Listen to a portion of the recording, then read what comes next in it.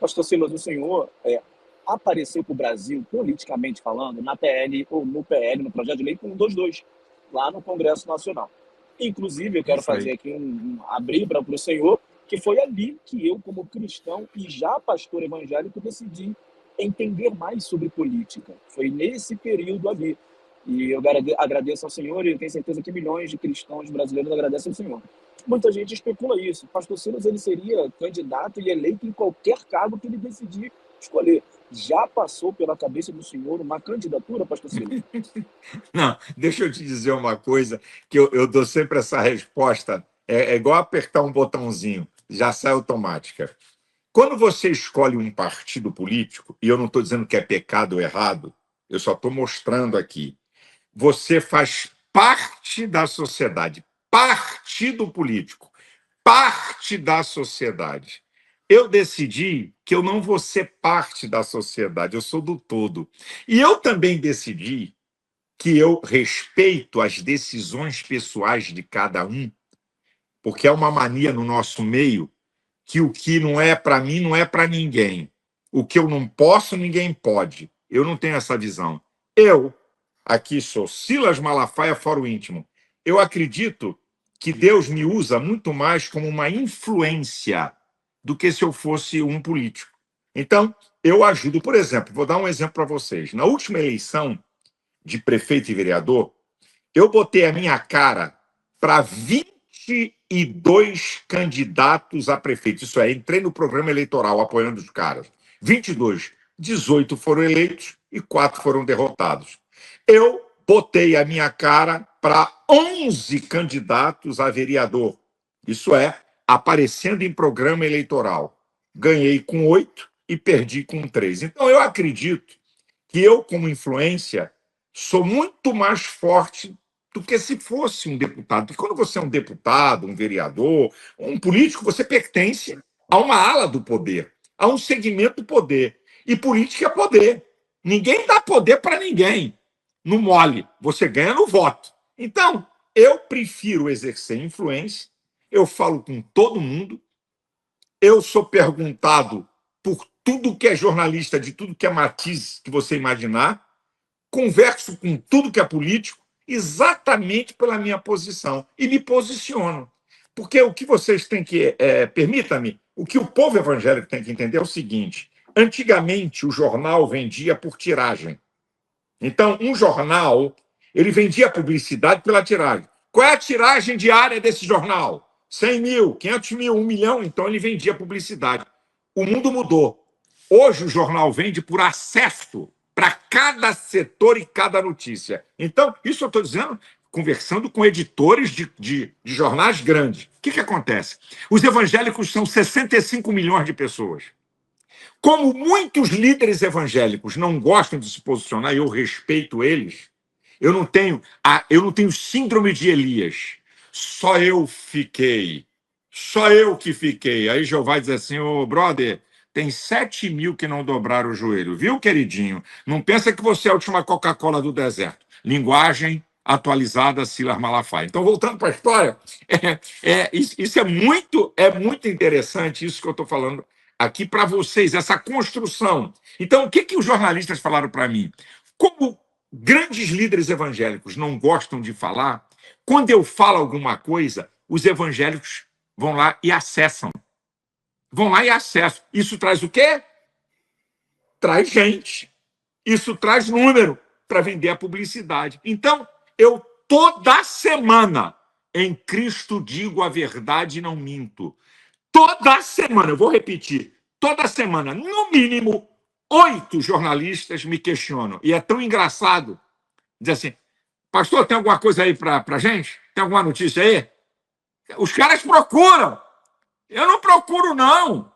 Eu não tô procurando, não. Os caras procuram. Mas por quê? Porque eu sou alguma coisa fantástica? Não. Porque tem 65 milhões de evangélicos que são consumidores de notícia. Então eu ganho um protagonismo não porque eu sou único ou porque eu sou o melhor. É porque eu me posiciono. É só por causa disso. Mais do que os outros. Nada mais, nada menos além disso. Então isso eu acho que eu ganho toda essa capilaridade exatamente porque eu não sou político. Agora, pastor, E não tenho pretensão de ser. Plim! já ouvi muita gente falando assim, mas o Malafaia numa corrida presidencial, imagina o Malafaia num debate político, ele Você ia tá moer o doido. adversário. O Não, senhor mas já eu ouviu não. esse tipo de Ah, comentário, é? né? Ué, agora mesmo, ainda bem que eu tenho acesso a jornalista, a mais importante colunista do Globo, Bela Megali, tá? Sim. Colocou uma notícia, certo? Pastor Malafaia foi ventilado por Fábio Van Garden numa conversa com o Coronel Cid de ser um possível candidato a presidente da República. Saiu na coluna de Bela Megali, meu irmão. Isso no mundo político é um salseiro. Eu entrei rapidinho e falei, ei, querida, pelo amor de Deus, coloca aí, que eu não tenho pretensão política nenhuma, nem Se para não ser passa a ter um alvo assistente do colado quinto nas costas. carimbador. Hã? Se não passa a ter um alvo colado nas costas. Você tá brincadeira? Aí Como ela se foi já lá e não colocou. tivesse. Já tem, Hã? né? E já Já tem o alvo tem, já colado nas tem, né? costas, ainda quer piorar Já o tem, vou quadro. botar um maior ainda, É. com mira de laser. Então, Isso aí. aí ela foi e colocou na matéria. Pastor Silas responde dizendo que não tem nenhum tipo de pretensão política e que ele quer apenas exercer influência. Acabou o papo. E não tenho mesmo, e Deus sabe. Eu brinco sempre o seguinte, deixa eu falar para vocês. Eu digo assim, Sim. se Deus quisesse que eu fosse um candidato a um cargo desse grande, ele ia ter que mandar uns 3 anjos parrudão, daqueles lá da primeira instância angelical, e não de uma vez, sabe? Não, mandar um anjo assim aparecer na minha frente, cheio de glória e poder, dizer assim, olha, Deus está mandando dizer que vai fazer com que você seja, e eu vou te dar esses sinais. Aí esse anjo vai embora, daqui a uma semana vem outro. Olha, Jeová está mandando te dizer, quer que você seja candidato, eu vou te dar esses sinais. Passado mais um tempo, vem outro anjo, para você ver. Quer dizer, eu estou dizendo aqui, na expressão muito forte, que eu não tenho pretensão política nenhuma. O senhor, enquanto um pastor de uma igreja de grande notoriedade e com muitos fiéis, eu queria saber do senhor qual o papel da igreja nesse momento crítico do país e, mais precisamente, por que tem tanto crente que vota aí na esquerda? Deixa eu te responder que isso aqui é uma linha divisória muito importante. É tênue, mas tem uma linha divisória.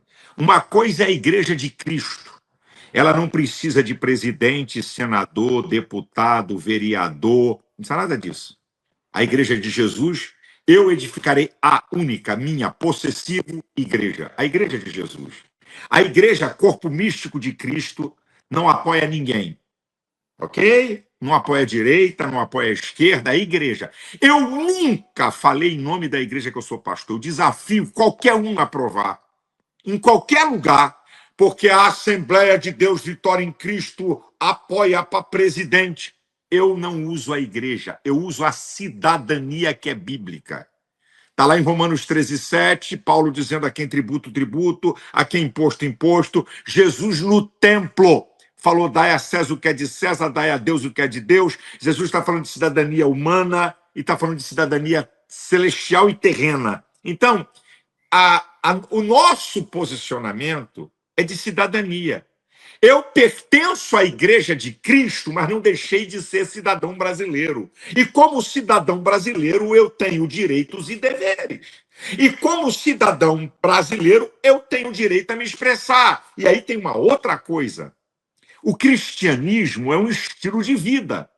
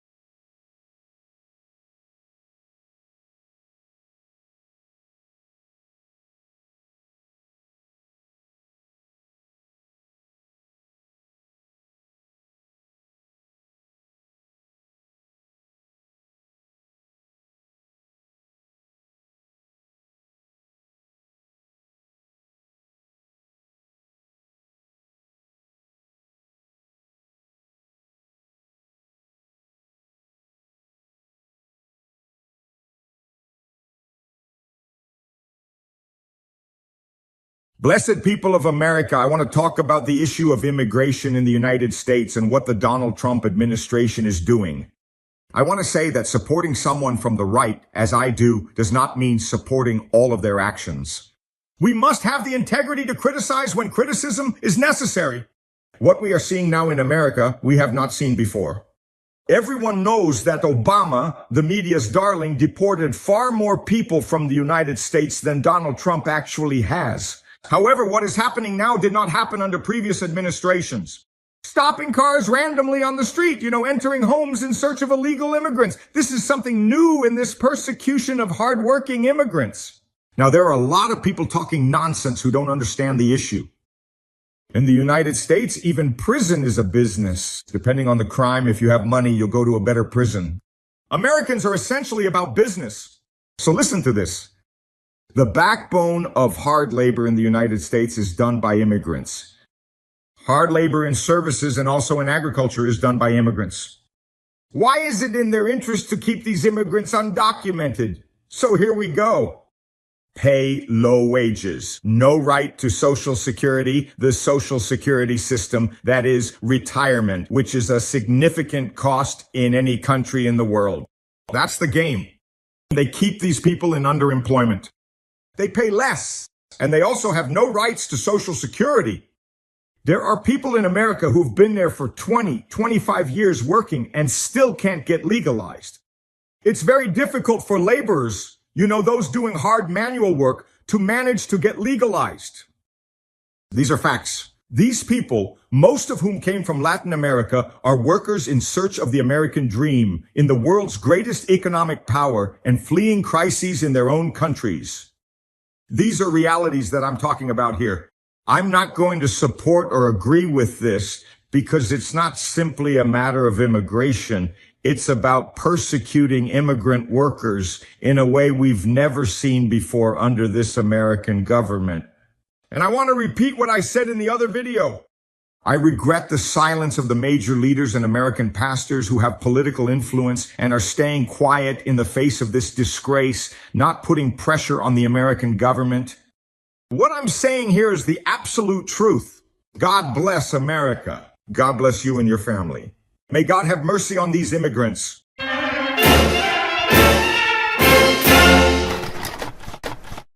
Pastor Silas Malafaia está com a gente aqui. Pastor, muito boa tarde, obrigado por participar com a gente aqui. Boa tarde, prazer e alegria estar com vocês.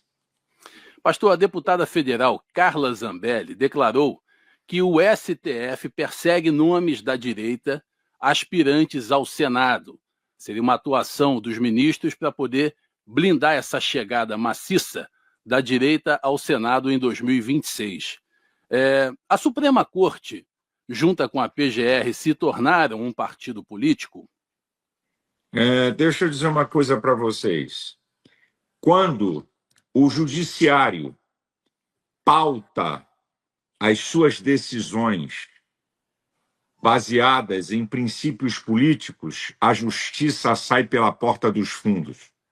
Então, se um judiciário de uma nação pauta suas decisões não segundo as leis, e no caso do Supremo Tribunal Federal, segundo a Constituição, não foi eu que disse essa frase, já disseram, eu só estou repetindo. Quando o judiciário pauta suas decisões baseadas em princípios políticos, a justiça sai pela porta dos fundos. Essa é a conclusão do óbvio que nós estamos assistindo no Brasil. O senhor entende que esse é o caso, é isso que está acontecendo? Porque a Procuradoria-Geral da República, para quem nos acompanha, é o posto mais alto do Ministério Público. E quando você tem uma relação assim tão estreita entre quem julga e quem apresenta a denúncia, isso compromete, isso condena o processo judicial. O senhor entende que precisa ser revista a posição, inclusive, do Procurador-Geral da República, Paulo Gonet? A questão, amigo, não é rever posição. A questão é que isso virou um conluio vergonhoso de puríssima perseguição política.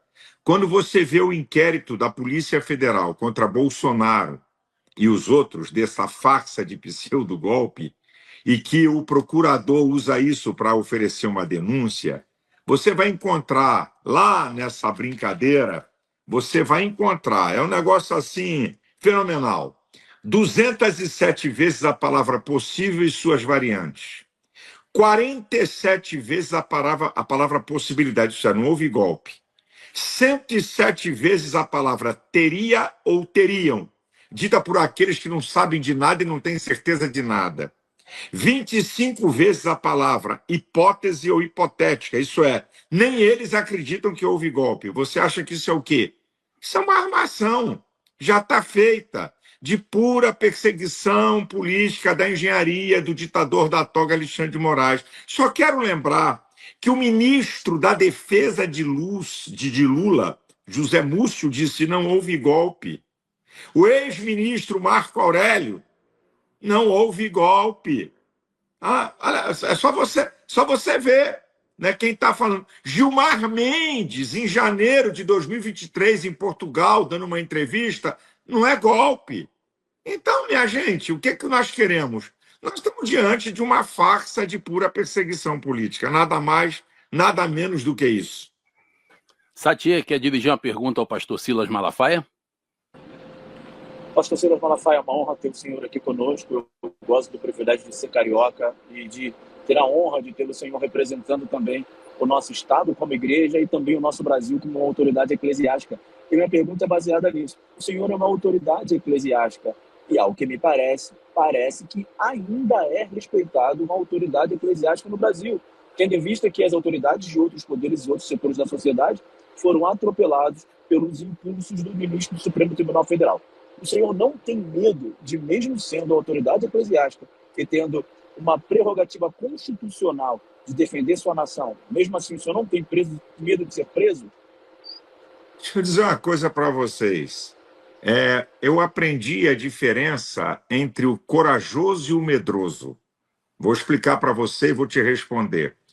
O medroso é dominado pelo medo. O corajoso controla o medo e resiste ao medo. Então, essa é a diferença básica. A diferença é que eu tenho coragem. Então, quem tem coragem controla o medo e resiste ao medo. Claro que ele pode fazer qualquer maldade, só que eu acho que o tempo dele fazer uma maldade comigo, acho que já passou.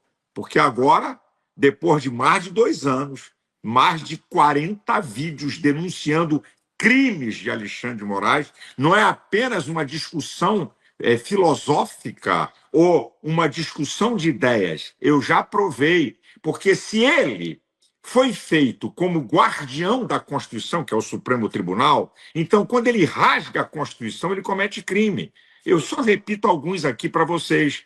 Artigo 5º, inciso 4, a liberdade de expressão.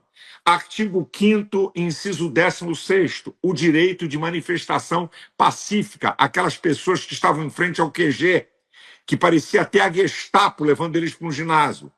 Inciso 5º, artigo 5º, inciso 55, o duplo grau de jurisdição que todo mundo teve direito e que Lula teve direito. Essas pessoas simples do povo, como pseudo-golpistas, sendo condenados na última instância. Acabou? Não. Artigo 53 da Constituição, cerceando redes de deputado, colocando o deputado na cadeia por opiniões, por palavras. O artigo 53 diz que um deputado e um senador é inviolável, seja penal ou civilmente, um deputado e um senador, por palavras, certo? Por votos e por opinião. Ele rasga o artigo 220, inciso parágrafo 2º, que diz que é vedada a censura, ele estabelece a censura, ele preside o inquérito imoral e ilegal das fake news, pura perseguição política. Como é que pode, num Estado democrático de direito, nós termos gente que está em outro país, que fugiu daqui para não ser presa por causa de opinião? Então, esses absurdos que esse cara comete, eu venho denunciando. E quando eu denuncio ele, eu não uso apenas uma retórica de palavras, eu uso a lei. É por isso que até hoje, acredito eu, não só por questão divina, porque ele não me tocou. porque não é apenas uma acusação leviana, eu não cometo calúnia, injúria nem difamação, eu digo que ele é e provo com as leis que ele tem rasgado. Quer ver uma? Ele é impedido de presidir esse inquérito. O Código de Processo Penal, artigo 254, ele está em suspeição.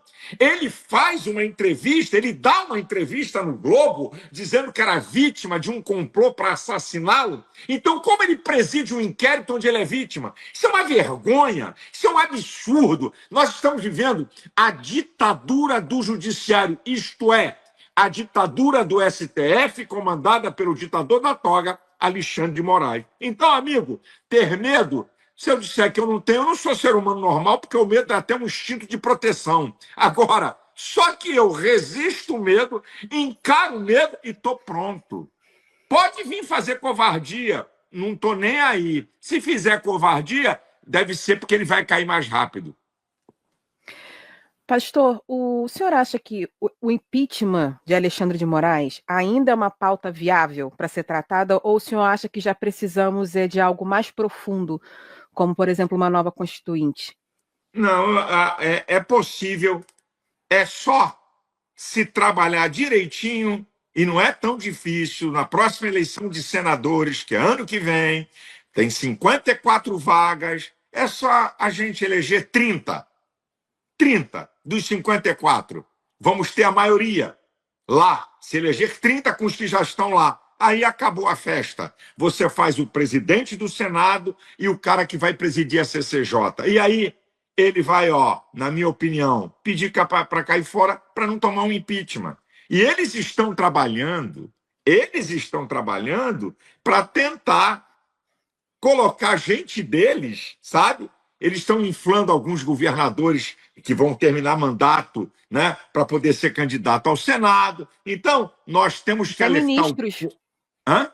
Até ministros de governo vão tentar Senado também. Nós temos que alertar o povo brasileiro que o que está em jogo não é apenas a questão de Alexandre de Moraes. O que está em jogo é a nossa liberdade. O que está em jogo é o Estado Democrático de Direito. Essa que é a questão, minha gente. A questão é mais profunda e séria. Então, primeiro passo, na minha opinião, porque como você não tem a última instância do judiciário, você vai recorrer a quem?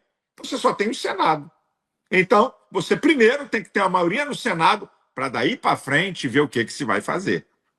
Então, pastor, como hoje a direita não tem maioria no Senado, diante dessa conjuntura, não tem muito o que fazer, né?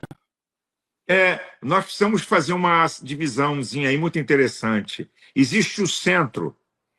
Esse centro é uma cambada de vendilhão que se vende para a esquerda ou para a direita, dependendo de quem está governando. Nós precisamos de gente da direita, realmente direita, porque esse centro é uma farsa. É uma cambada de vendilhão correndo atrás de seus interesses pessoais, não estão nem aí para o povo, nem aí para a nação. Então a gente só vai fazer isso se escolher senadores de fato da direita. E não essa cambada de vendilhão de centro, que rema conforme quem está no poder. Essa que é a questão. Então, mais do que nunca, a eleição de senador vai ser importantíssima para o futuro da nossa nação. Satia, você quer dirigir mais uma pergunta ao pastor? Quero sim, senhor. Pastor, o senhor falou sobre essa questão da conjuntura política do Centrão. E a gente tem hoje uma situação complicada no Brasil. O Sul e o Sudeste, nós temos mais, e o Centro-Oeste, mais candidatos à direita. Aquela direita que é a raiz que vai realmente desenvolver. Agora, no Nordeste, a gente tem um problema. A gente não tem muitos candidatos à direita que tenham capacidade de ganhar essa eleição. Não seria importante uma composição de ter uma pessoa do centro, lá no Nordeste, que a gente vai ter 50% desse cara do centro, esse senador, melhor dizendo, do que tentar um de direita a fim de ter 100% dele não conseguir ganhar a eleição? Como é que a gente pode pensar em ter a maioria onde, no Nordeste brasileiro, que inclusive estou indo para lá, a gente não tem essas figuras de grande maioria de direita que tem a capilaridade de ganhar uma eleição ao Senado? Olha, deixa eu te falar uma coisa. O cenário, hoje, não é tão exclusivamente favorável à esquerda. É possível fazer um senador da direita na Bahia, É possível fazer um em Alagoas, é possível fazer um em Sergipe, fazer um em Pernambuco, é possível fazer um no Rio Grande do Norte, é possível. É possível fazer um no Ceará. Então, muda um pouco. Se tem alguém do centro, mas que não é um vendilhão, porque se for vendilhão, amigo, é pior do que a esquerda. Não vai adiantar nada.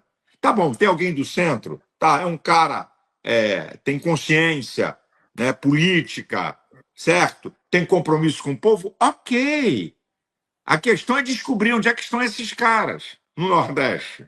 Porque você está certo. Não há candidatos suficientes da direita no Nordeste para a gente poder eleger. Eu concordo com isso. Então, vamos procurar alguém decente. O problema não é esse. O problema é que a gente bota indecente lá. A gente acaba apoiando gente dessa velhíssima política que são os mesmos. E que estão lá, e que são do Nordeste, porque tem senador do centro lá, do PSD. Você sabe disso e eu sei também. Gente da Bahia, o senador do PSD da Bahia é PT. Porque PSD é porque foi para a sigla que interessava. Mas PT está na cara dele. Tá certo? Estou citando só um caso aqui para você. Então, se a gente tiver alguém de centro, mas de caráter, vai valer a pena.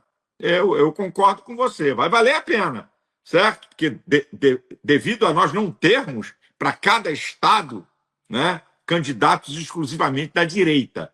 Mas hoje a coisa está mudando, a coisa está crescendo, e eu estou desconfiado que a gente pode ter uma surpresa muito interessante nessas eleições do ano que vem. Pastor, Michel Temer ensaiou uma composição, uma articulação de uma chapa da direita sem Jair Bolsonaro. Isso já agora, né? E nós temos nomes como Caiado, Zema, Ratinho Júnior, e o senhor recentemente fez um post nas redes sociais criticando os urubus, os urubus que se movimentam para abocanhar esse possível espólio de Jair Bolsonaro, uma vez que o presidente não concorra à presidência. Na publicação, o senhor citou a líder da direita, Michele Bolsonaro, nessas pesquisas ao Palácio do Planalto, ela que está liderando todas essas pesquisas, né? Pesquisas sem Bolsonaro no cenário. A ex-primeira-dama, Michele Bolsonaro, o senhor entende que ela deva vir como presidente ou como vice, se a justiça realmente mantiver a inelegibilidade do Jair Bolsonaro? Deixa eu te falar uma coisa. A Michelle é mais bem avaliada depois de Bolsonaro. A gente tem que só fazer uma leitura. Estamos falando de política, não estamos falando de paixão nem de nada. Para pensar. A Michelle reúne o voto de mulheres, dos evangélicos, do bolsonarismo e de gente da direita que não é do bolsonarismo. Então, ela é uma potência. Ela tem amadurecido. Porque o ser humano, amigo, se Bolsonaro voltar a ser presidente, ele não vai ser o mesmo. Por quê? O processo amadurece a gente. Eu, quando comecei a ser pastor, era um. Hoje eu tenho 44 anos como pastor, sou outro. Hoje eu sou pastor de igreja, é outro ainda. Então, eu acho que o processo amadurece a gente. O que a gente não pode deixar são esses urubus se reunirem à espera da carniça. Como eu disse, não vai ter carniça para vocês. Tá aí o Twitter, né? Tá aí do X. Então, não vai ter. Vocês esqueceram. Não adianta fazer reunião, porque, olha, Bolsonaro preso, vamos lá, é o maior cabo eleitoral desse país, e com dado, hein? O brasileiro é emotivo e nós temos históricos disso. O brasileiro, ao ver a covardia contra Bolsonaro, ele vai ter uma força monumental nessas eleições da indicação. Então, não adianta fazer reuniãozinha, sabe? Com A, B, C, D, F, G, H. Não vai adiantar, porque vai ter que passar para Bolsonaro, que é o maior líder político da direita na América Latina. Gostem ou não dele, vão ter que engolir isso. Não adianta chorar. O cara é o maior líder político da direita na América Latina. Quem é que move multidão nesse país, gente?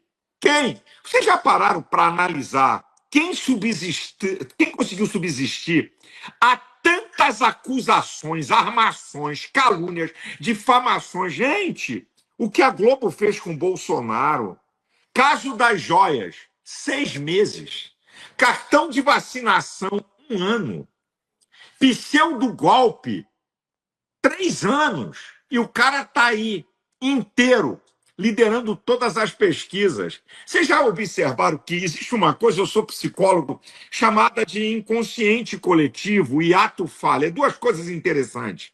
Inconsciente coletivo é aquilo que está na mente das pessoas em geral. As pessoas não falam, mas está aqui na cabeça. E o ato falha é quando o cara deixa escapar alguma coisa que não era para escapar. Vocês já observaram que os inimigos de Bolsonaro acusam ele de tudo que é porcaria, menos de corrupto? Vocês já pararam para observar? Já reviraram a vida do cara. É bocudo, fala demais, fala bobagem, faxa de golpe. Corrupto não. Então o povo brasileiro está no inconsciente coletivo do povo brasileiro. Esse cara não é corrupto. Por isso, entre outras coisas, ele mantém, sabe? Então, querer falar de sucessão sem passar por Bolsonaro é piada e eu vou ficar dando gargalhada aqui. Pastor, o senhor, enquanto um pastor de uma igreja de grande notoriedade e com muitos fiéis, eu queria saber do senhor qual o papel da igreja nesse momento crítico do país e, mais precisamente, por que tem tanto crente que vota aí na esquerda? Deixa eu te responder que isso aqui é uma linha divisória muito importante. É tênue, mas tem uma linha divisória. Uma coisa é a Igreja de Cristo. Ela não precisa de presidente, senador, deputado, vereador, não precisa nada disso. A Igreja de Jesus, eu edificarei a única, minha, possessivo igreja. A Igreja de Jesus. A igreja, corpo místico de Cristo, não apoia ninguém.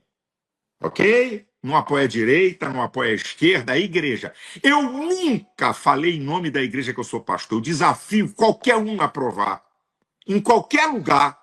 Porque a Assembleia de Deus Vitória em Cristo apoia para presidente. Eu não uso a igreja. Eu uso a cidadania que é bíblica. Está lá em Romanos 13:7, Paulo dizendo a quem tributo, tributo, a quem imposto, imposto. Jesus no templo falou, dai a César o que é de César, dai a Deus o que é de Deus. Jesus está falando de cidadania humana e está falando de cidadania celestial e terrena. Então, o nosso posicionamento é de cidadania. Eu pertenço à Igreja de Cristo, mas não deixei de ser cidadão brasileiro. E como cidadão brasileiro, eu tenho direitos e deveres. E como cidadão brasileiro, eu tenho direito a me expressar. E aí tem uma outra coisa. O cristianismo é um estilo de vida para ser vivido em qualquer instância da vida. Você já viu se o comunista é comunista só na política? Não. O comunista é comunista em tudo. E por que eu, como cristão, não sou cristão em tudo? As minhas convicções são baseadas nos meus princípios, que são os fundamentos da minha fé, de minhas crenças e valores. Então, quando eu venho para a política, eu tenho um fundamento de fé. Se alguém apoia aborto, eu sou contra, não posso apoiar, porque isso é fundamento da nossa fé. Se alguém apoia o cara ter 2, 3 mulheres, eu não posso, porque é fundamento da minha fé, o casamento é monogâmico, tá? Se alguém apoia sexualizar crianças, eu não posso, porque a criança ela tem que ser educada pelos pais. Então, quando eu venho para a sociedade, eu não largo os meus fundamentos de fé. Então, você tem que entender uma coisa. Repito, primeiro, a igreja não apoia ninguém. Corpo místico de Cristo. Eu, que pertenço à igreja, mas sou cidadão, posso me manifestar. Por isso que eu me manifesto. Agora, a hora que eu disser a igreja evangélica, ela tem que apoiar A, B ou C, acabou. Eu nunca vou dizer isso. A igreja evangélica, quem disse isso é a imprensa. É problema deles. Quem tem boca fala o que quer, quem tem ouvidos escuta o que não deseja. Então, isso é a imprensa. Agora, eu, como líder, não, igreja não apoia ninguém. Eu já cansei de falar sobre isso. Líder, eu não digo que é a igreja. Eu me posiciono. Os evangélicos, segmento social, que tem direito de expressar suas convicções como qualquer outro segmento social. Agora, pastor, essa tia quer fazer mais uma pergunta para o pastor Silas. Aproveita que hoje o homem está com a gente aqui, exclusivo no Pleno Time. Cara, é uma honra muito grande poder estar com o pastor Silas, é uma inspiração para todos nós. Pastor Silas, o senhor apareceu para o Brasil, politicamente falando, na PL, ou no PL, no projeto de lei 122, lá no Congresso Nacional. Inclusive, eu quero fazer aqui abrir para o senhor, que foi ali que eu, como cristão e já pastor evangélico, decidi entender mais sobre política. Foi nesse período ali. E eu agradeço ao Senhor, e eu tenho certeza que milhões de cristãos brasileiros agradecem ao Senhor. Muita gente especula isso. Pastor Silas, ele seria candidato e eleito em qualquer cargo que ele decidir escolher. Já passou pela cabeça do senhor uma candidatura, pastor Silas? Não, deixa eu te dizer uma coisa, que eu dou sempre essa resposta, é igual apertar um botãozinho, já sai automática. Quando você escolhe um partido político, e eu não estou dizendo que é pecado ou errado, eu só estou mostrando aqui, você faz parte da sociedade, partido político, parte da sociedade. Eu decidi que eu não vou ser parte da sociedade, eu sou do todo. E eu também decidi que eu respeito as decisões pessoais de cada um, porque é uma mania no nosso meio que o que não é para mim não é para ninguém. O que eu não posso, ninguém pode. Eu não tenho essa visão. Eu, aqui sou Silas Malafaia, Fórum Íntimo. Eu acredito que Deus me usa muito mais como uma influência do que se eu fosse um político. Então, eu ajudo. Por exemplo, vou dar um exemplo para vocês. Na última eleição de prefeito e vereador, eu botei a minha cara para 22 candidatos a prefeito. Isso é, entrei no programa eleitoral apoiando os caras. 22. 18 foram eleitos e 4 foram derrotados. Eu botei a minha cara para 11 candidatos a vereador. Isso é, aparecendo em programa eleitoral. Ganhei com 8 e perdi com 3. Então, eu acredito que eu, como influência, sou muito mais forte do que se fosse um deputado. Porque quando você é um deputado, um vereador, um político, você pertence a uma ala do poder, a um segmento do poder. E política é poder. Ninguém dá poder para ninguém. No mole, você ganha no voto. Então, eu prefiro exercer influência, eu falo com todo mundo, eu sou perguntado por tudo que é jornalista, de tudo que é matiz que você imaginar, converso com tudo que é político, exatamente pela minha posição, e me posiciono. Porque o que vocês têm que... permita-me, o que o povo evangélico tem que entender é o seguinte: antigamente o jornal vendia por tiragem. Então, um jornal, ele vendia publicidade pela tiragem. Qual é a tiragem diária desse jornal? 100 mil, 500 mil, 1 milhão, então ele vendia publicidade. O mundo mudou. Hoje o jornal vende por acesso para cada setor e cada notícia. Então, isso eu estou dizendo, conversando com editores de jornais grandes. O que acontece? Os evangélicos são 65 milhões de pessoas. Como muitos líderes evangélicos não gostam de se posicionar, e eu respeito eles, eu não tenho síndrome de Elias. Só eu que fiquei. Aí Jeová diz assim: ô brother, tem 7 mil que não dobraram o joelho, viu, queridinho? Não pensa que você é a última Coca-Cola do deserto. Linguagem atualizada, Silas Malafaia. Então, voltando para a história, isso é muito interessante, isso que eu estou falando aqui para vocês, essa construção. Então, o que os jornalistas falaram para mim? Como grandes líderes evangélicos não gostam de falar, quando eu falo alguma coisa, os evangélicos vão lá e acessam. Vão lá e acessam. Isso traz o quê? Traz gente. Isso traz número para vender a publicidade. Então, eu toda semana, em Cristo digo a verdade e não minto. Toda semana, eu vou repetir, toda semana, no mínimo, 8 jornalistas me questionam. E é tão engraçado dizer assim: pastor, tem alguma coisa aí para gente? Tem alguma notícia aí? Os caras procuram. Eu não procuro, não. Eu não tô procurando, não. Os caras procuram. Mas por quê? Porque eu sou alguma coisa fantástica? Não. porque tem 65 milhões de evangélicos que são consumidores de notícia. Então eu ganho um protagonismo não porque eu sou único ou porque sou o melhor, é porque eu me posiciono. É só por causa disso, mais do que os outros. Nada mais, nada menos além disso. Então isso eu acho que eu ganho toda essa capilaridade exatamente porque eu não sou político. Agora, pastor... E não tenho pretensão de ser. Plim!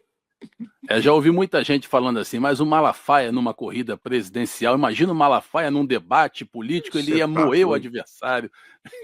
O senhor já ouviu esse tipo de comentário? Ah, é? Ué, agora mesmo, ainda bem que eu tenho acesso a jornalista, a mais importante colunista do Globo, Bela Megali, tá? Colocou uma notícia, certo? Pastor Malafaia foi ventilado por Fábio Van Garden numa conversa com o Coronel Cid de ser um possível candidato a presidente da República.